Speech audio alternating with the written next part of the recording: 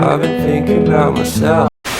Everyone welcome and welcome back to my YouTube channel. This is Nandita.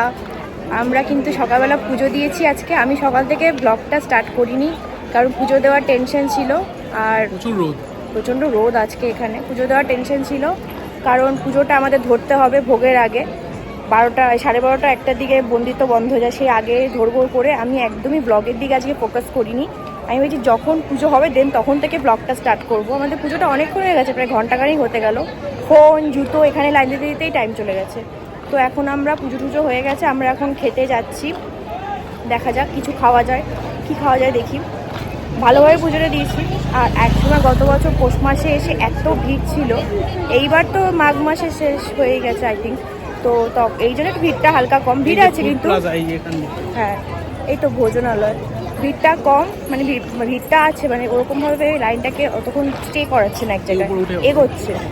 হ্যাঁ, এবার আমরা খেয়ে নিই, চলো দেখে থাকো আর সঙ্গে থাকো। আর দক্ষিণেশ্বরে এসে আজকে খুব ভালো লাগছে, সব ভালো লাগছে, শুধু রোদটা বড্ড বেশি, আর কিছুই না। Welcome to my random blog.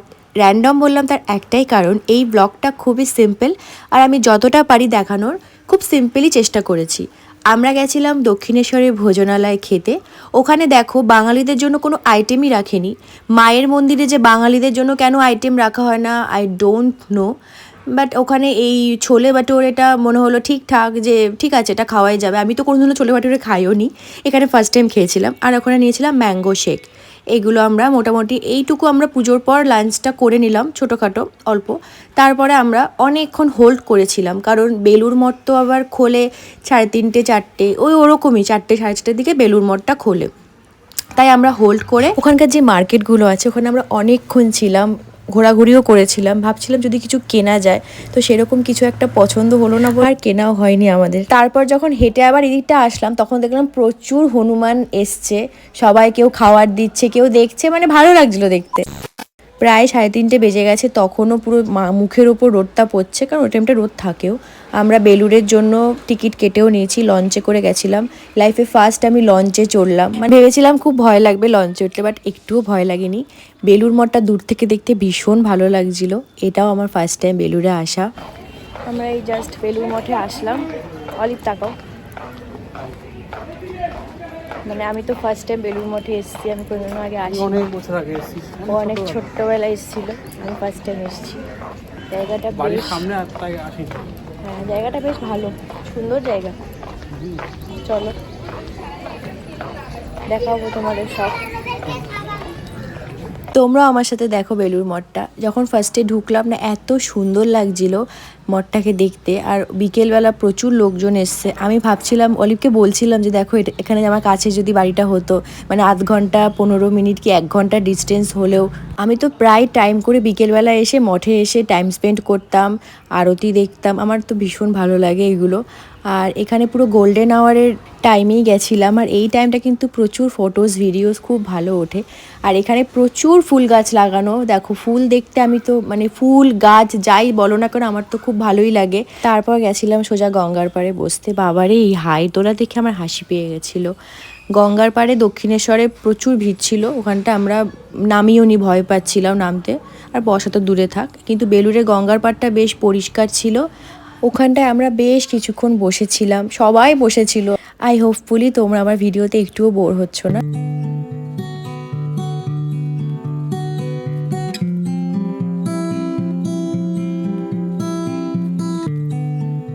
রামকৃষ্ণদেবের মন্দিরে কোনো ফোন অ্যালাউ করে না, ওখানে ফটো ভিডিও পুরোপুরি নট অ্যালাউড।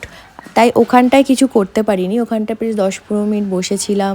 মানে ওখানটা যে যাবে তার মনটা শান্তি, মানে শান্ত হতে বাধ্য, চঞ্চল মনও শান্ত করে দেবে। হয়তো তোমরা সবাই এখানে ঘুরে এসছো, আমি যেহেতু ফার্স্ট টাইম তাই আমি মনের মতো করে তোমাদের সাথে শেয়ার করে নিচ্ছি।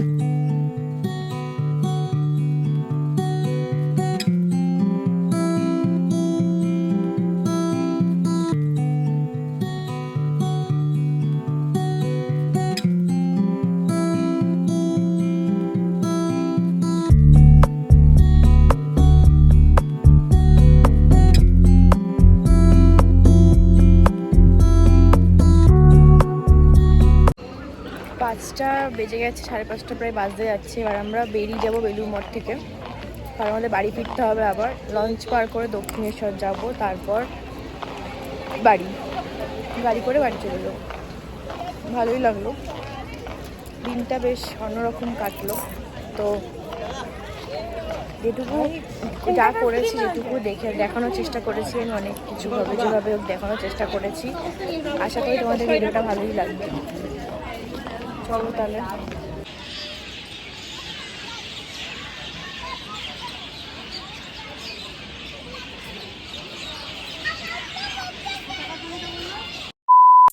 মঠের থেকে বেরিয়ে আমরা একটু চা খেয়ে নিলাম। আমার সেদিনকে প্রচণ্ড মাথা ধরেছিল, সেটা আমি এখনও বুঝতেও দিইনি। লঞ্চে উঠতে উঠতে প্রায় সন্ধেই হয়ে গেছিলো। লঞ্চ পার করে দক্ষিণেশ্বর পৌঁছে গেছি, এবার তো সোজাসুজি বাড়ি যেতেই হবে। তো ভিডিওটা আজকে এই অবধিই হবে।